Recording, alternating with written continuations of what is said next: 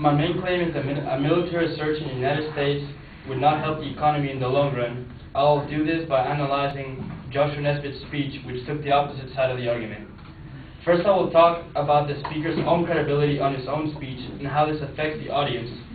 Then about the deficiency of the advocate to give me any specific details about the search itself. And then I will talk about the advocate's secondary claims, which simply make no sense in connection to his main claim, affecting his credibility. As the advocate was done with his speech, he said, and I quote, "That was weak." This means he thought his own speech was weak. How is the audience supposed to react after hearing such a statement? They will agree with the advocate. The speaker never mentioned any details. His speech lacked research and knowledge. He didn't know what would actually happen if the surge was implemented into our economy. How much does he think is enough capital to put into the military and fix the economy as a whole? He bases himself on his example about the World War II. During this confrontation, military spending went from 2% to 42% of the national gross domestic product. The past year, the United States has spent $700 billion on the military because of the wars being fought overseas, both in Afghanistan and Iraq. Today's total GDP is $14 trillion. In perspective, we would have to spend $6 trillion a year in order for our economy to get better, according to the advocate. That is outrageous. We have spent $1 trillion in the war in the total decade, and because of political purposes, the war will last longer than a year, as we must wait for Iraq to settle down and have its own stable economy for us to completely pull out our troops, while the time we will spend in Afghanistan is still not certain. The speaker contradicts himself in his first secondary claim. He believes the war will end quickly by putting more money into our military, using as an example the Second World War. The United States was in that war for 4 years. The economic success during World War II was caused by the fact that American citizens that were unemployed at that point in time got jobs in which they built armament for the war.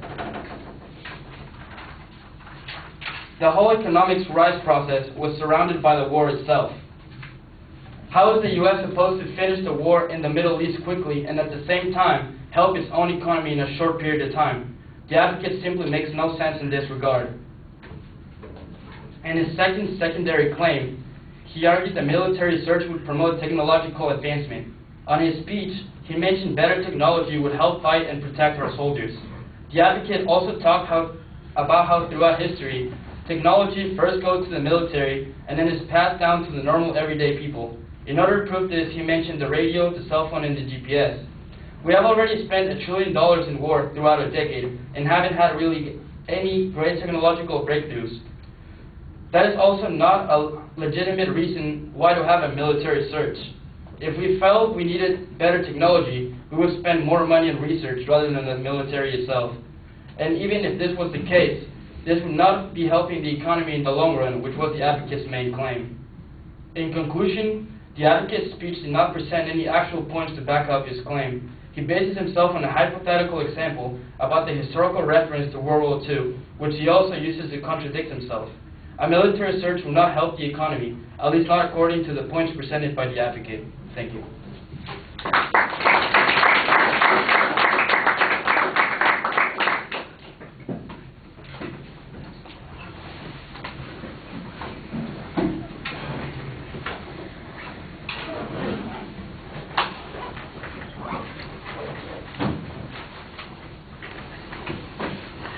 All right, you challenged the premise and the definitions early on.